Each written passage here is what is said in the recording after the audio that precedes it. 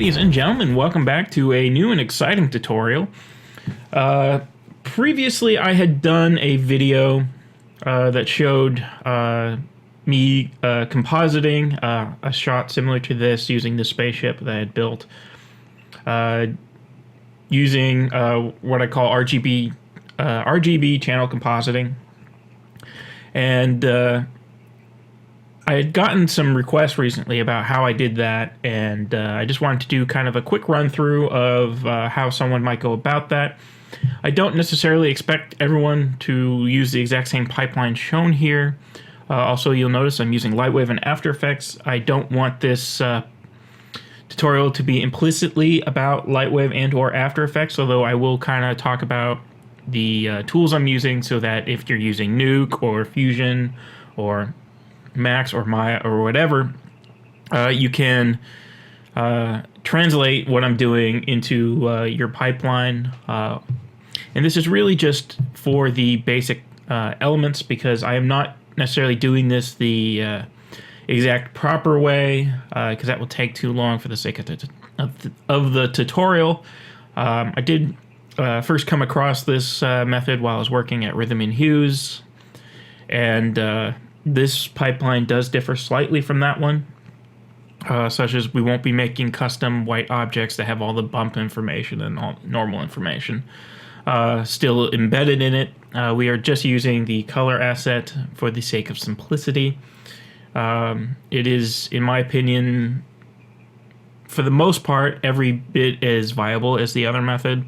The only difference is that your colors won't be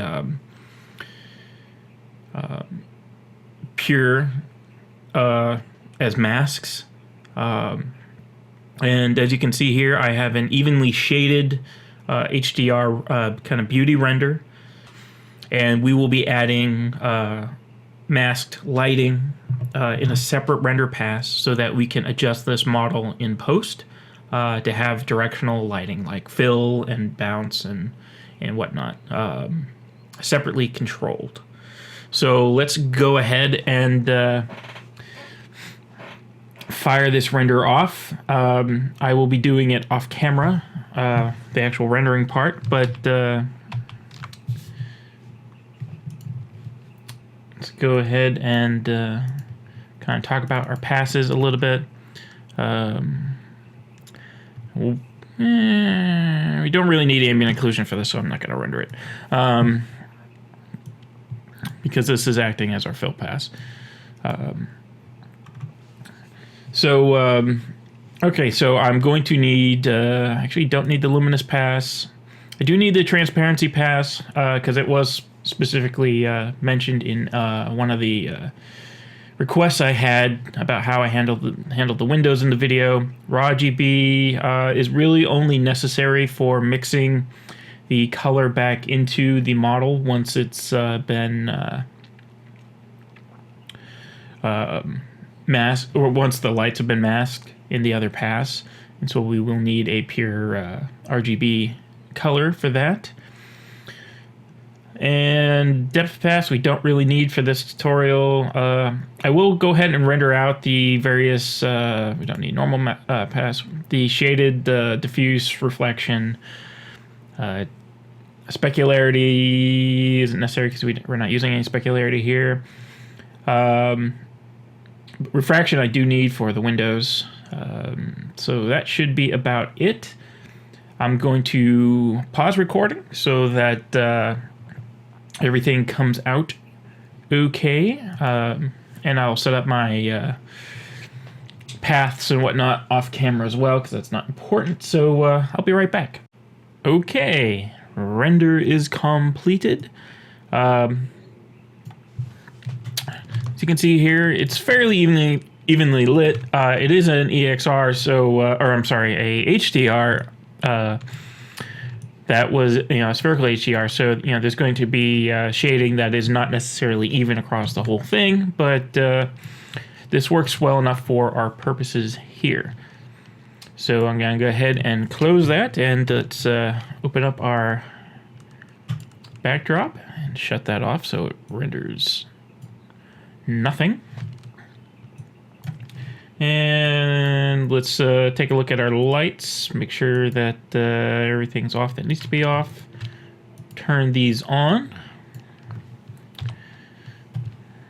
And let's just set them up. They are already dome lights because primarily inside of the light wave, I have abandoned distant lights in favor of dome lights. Just set up, make sure everything.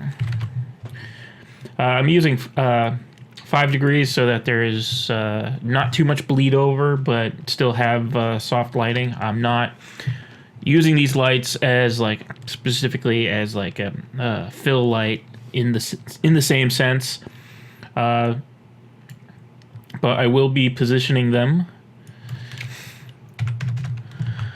I also am increasing their brightness significantly so that I have a good mask to use. So the primary light is going to be red. The kind of secondary light is going to be green, and these have to be explicit values. So make sure that you are using 255 red, 255 green, 255 blue. You should be fine. That way these lights are exactly in the correct channels. So if you're not using the exact colors, the channels won't have they won't be clean and specific to what you're using them for. So just make sure I've got the blue light selected. And go -90, so it's facing all the way up. So we kind of have a bounce light. Our green light is going to be kind of like our rim light. Could be a key light in this case.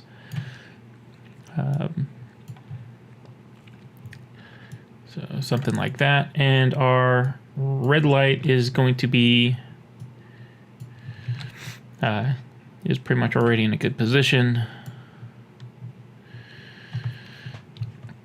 So it's going to be kind of primary forward facing. I mean, it could be coming. I don't like to have lights coming directly from behind the camera, so everything needs to be kind of offset a little bit.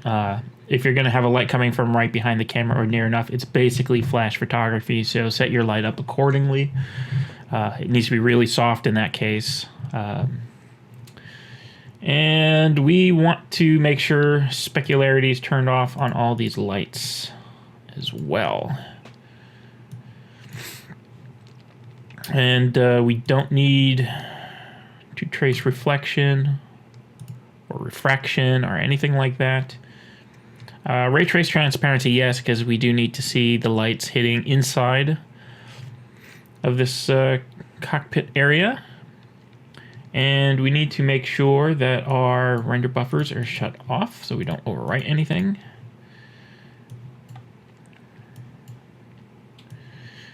Okay, and this render should be reasonably quick.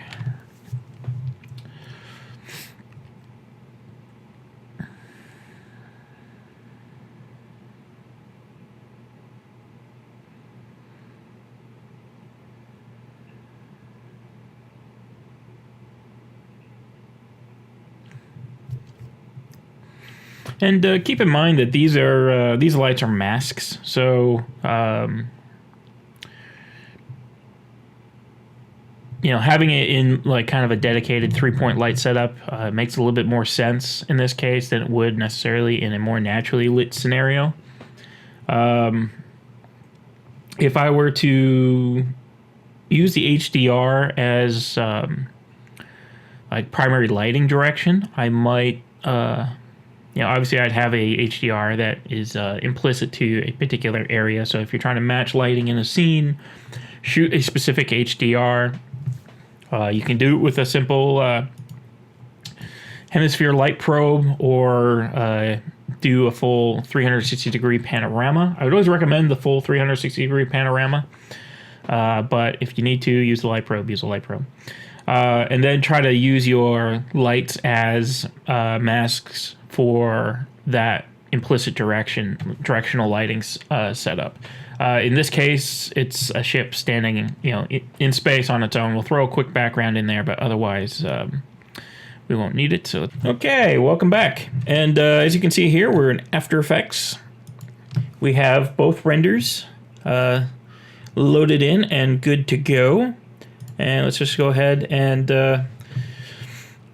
I just want to break these things up so that I can adjust my reflection, highlights, and my diffuse channel both together and at the same time for each subsequent mask. So the first thing I'm going to do is duplicate that, and I'm going to select both of them and go to 3D channel, extractor. Select the bottom one, make sure that we have diffuse selected. You won't see the change right away. Select the other one, make sure that we have reflection, and set that to additive. So we're back to where we're looking, and we're going to pre-compose that, and we're going to call this what's a good name? It's really a composite, so just call it comp, just like our project name. And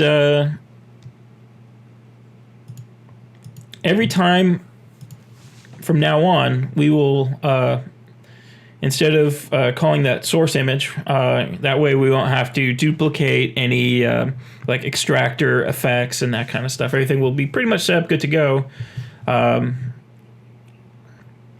But we'll be able to adjust things like exposure and whatnot per each one of these.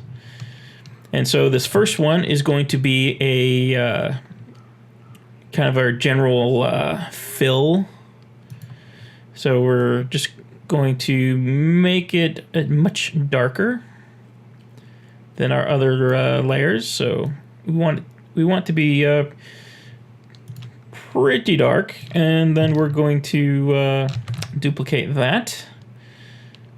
And at this point, we're going to turn on our mask layer, and we're going to grab our green channel so that we can get a nice rim light. So with the mask layer selected, go to channel, go to set channels.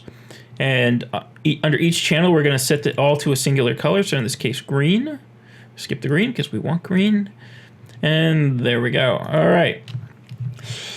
So now there's multiple ways we can approach this comp.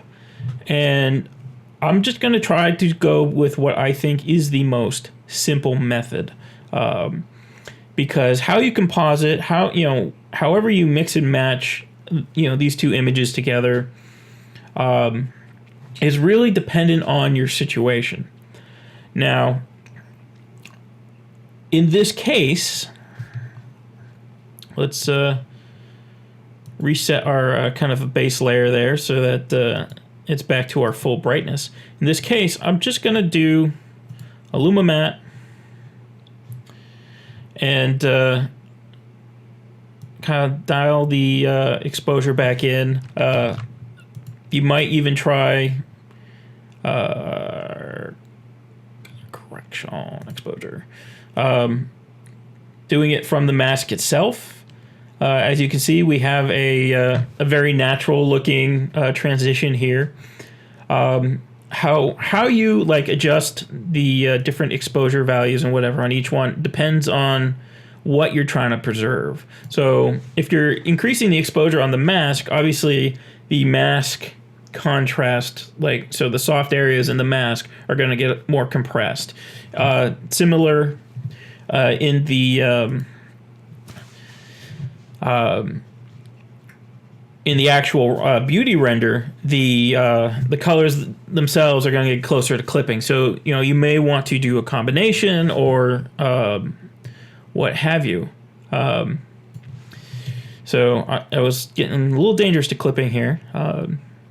And say I need to add a little bit of color to that. Just select curves. And let's just kind of add some warmth. A little bit of yellow to the lighting. Make it a little bit kind kind of natural. We don't want to go too far in the green, but maybe just the... I actually want to grab the blue.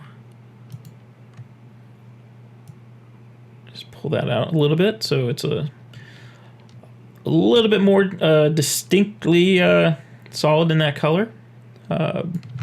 Just to kind of... I mean, this is not necessarily going to be a photoreal type of look. Everything's going to be a little bit stylized just for the sake of it, but you can see how easily you could do a photoreal look. I probably should have been more clear on that. And so let's go ahead and duplicate this. And this time we're going to go blue, blue, and blue. And so now we're lighting from underneath. And let's reset all our exposures on everything so we have kind of a clean slate here. I'd probably start with the mask and then just grab this. And since our key light is a little bit on the warm side, let's start this off with some cool light. Grab the red and pull that away. So now we have a nice, almost turquoisey kind of fill. If I want to increase the brightness of that a little bit, I can for the sake of clarity. I don't know how this is going to come out on YouTube. Obviously, everything's pretty dark, and compression being what it is, this may be hard to see. I don't really know. So we can do that.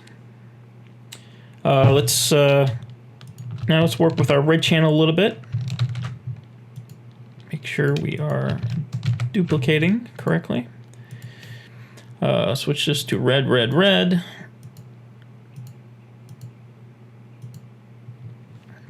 All right, so let's grab our exposure. Now, every time I've kind of run through this a little bit, I've always come up with a slightly different coloring solution. And the last time I was doing it, I kind of came up with a cool magenta kind of fill color. So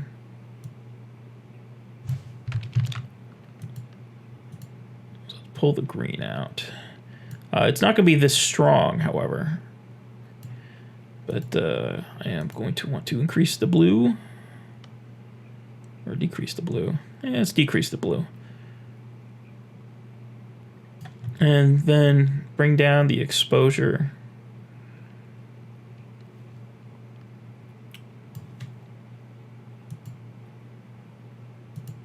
And let's bring down the red.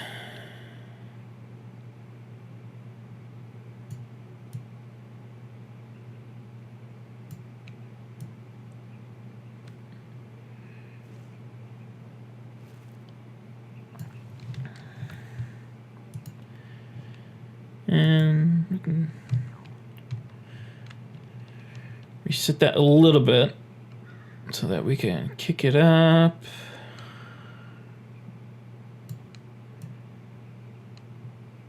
Bring down the gamma a little bit. So we're just trying to pick up some of that area. And that is the basic principle. Now, one of the other questions I had was that someone was really curious to know how I did the windows, made them glow and whatnot. So let's go ahead and 3D channels, extractor. We're gonna want our transparency channel. I forgot, extractor does not like the transparency layering system, so I just need to grab that. There we are. And let's pre-compose this and get rid of the alpha channel by dropping a solid in there.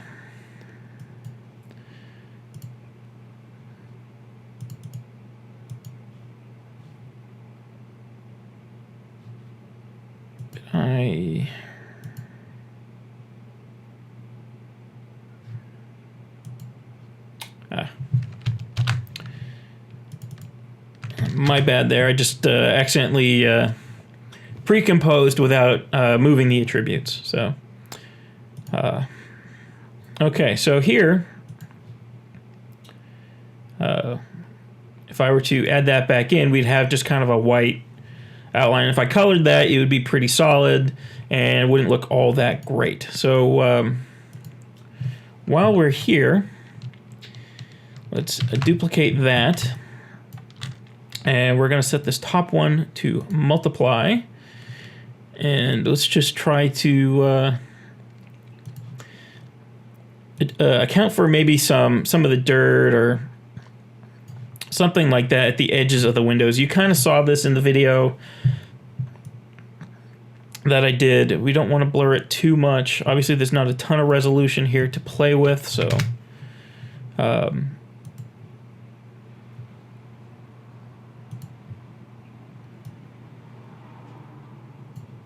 so we may have to try to pull some contrast on that. Okay. So we have that, but another thing we may want is to actually represent the inside. So let's go ahead and grab our refraction pass. And you can kind of see these guys in here. But let's just go ahead and bring a new version of our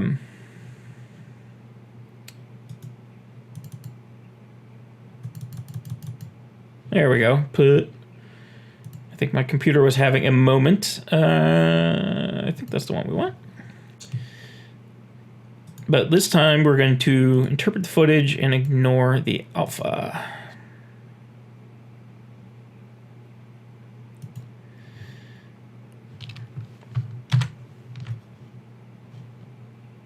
Just hide this stuff. Okay, so we can kind of see these guys coming in here.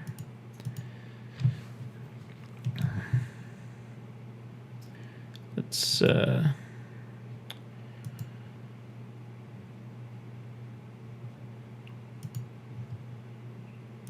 give them some color. They're going to be warmly lit because they are on the inside. And this is going to be an additive effect.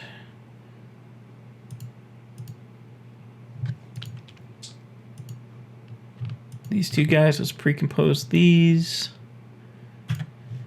Make sure we are moving everything.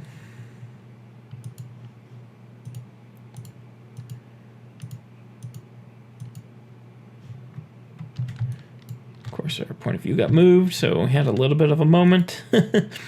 And let's copy and paste our color vibrance onto here as well. Make that additive or screened. And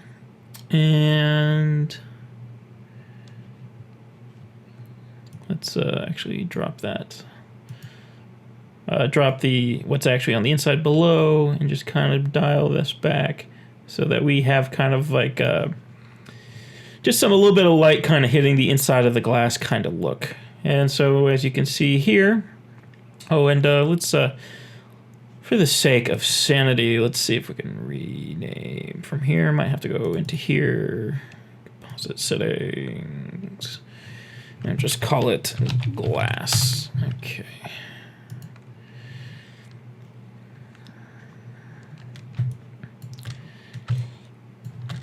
So you can kind of see what's going on the inside.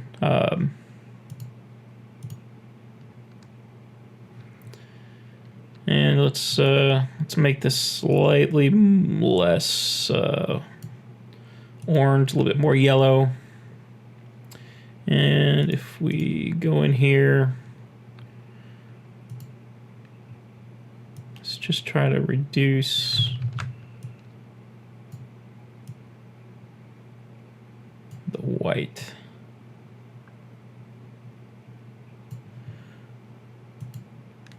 There we go. Okay, that looks a little bit better.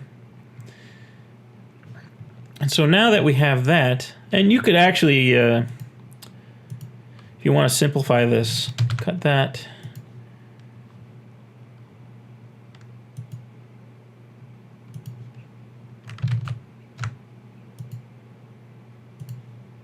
Actually, this one I want to cut. Cut that. Cut that. And just put it in as a singular color here. That way you can have a little bit more final control over the way that looks. And I believe I said previously, whenever you use color vibrance, make sure color vibrance is the last in the chain, so that if you want to kind of brighten this up, you can do that without changing the overall color too much. So any additional effects you might want to do, like throw in a background. Let's add a solid. And let's add some noise. Do not use color noise. You can kind of increase that. Let's just throw a very, very small amount of, whoops, not directional blur, but regular blur, fast blur. And maybe call it 3 pixels. Color correction, exposure. Let's clamp way down on that and kind of bring up the exposure just enough so that we can see some stars.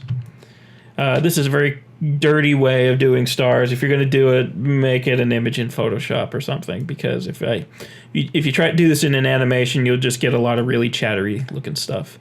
Might want to throw a second one on there just so you can clamp it all that much more.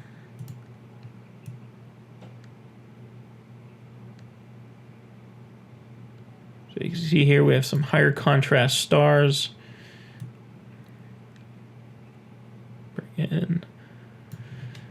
So we have a little bit more slightly Star Wars-y looking stars. If you want to add some additional stuff, maybe duplicate that solid. Oops, get rid of these effects. Make sure I didn't accidentally delete all my effects. Okay, good. And go back to noise, turbulent noise. You can probably see where I'm going here. Just adding a little bit of a nebulous type of effect in the background.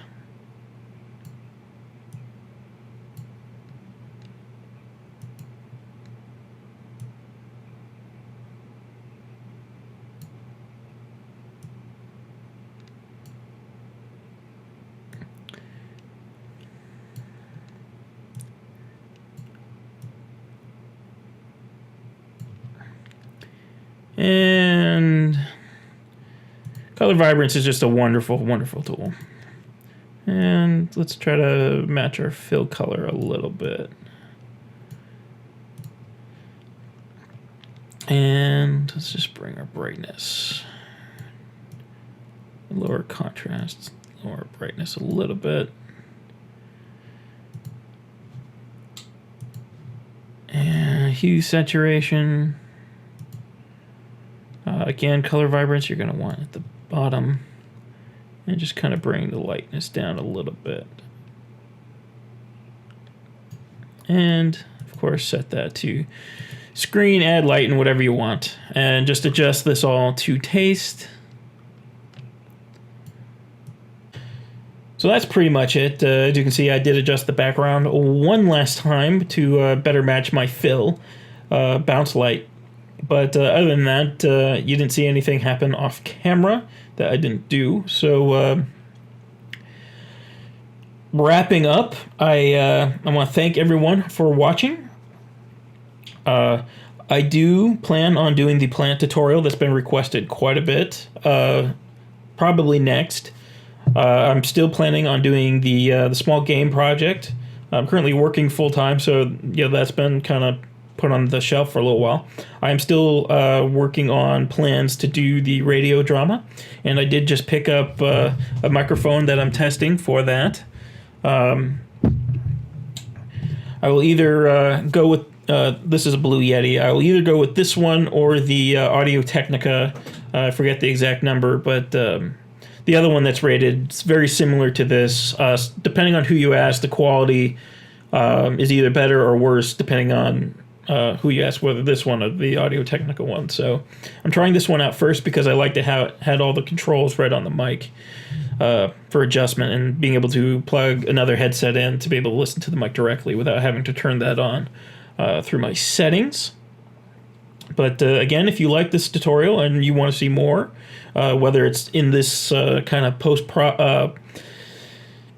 offline rendered post-production type nature, or the Unreal 4 stuff, or anything else that you've seen on my channel and are wondering how I do X, Y, or Z, let me know. Leave a comment in the comments. Again, hit the like button if you like this video, and please subscribe to the channel if you want to see more. Thank you for watching. Bye.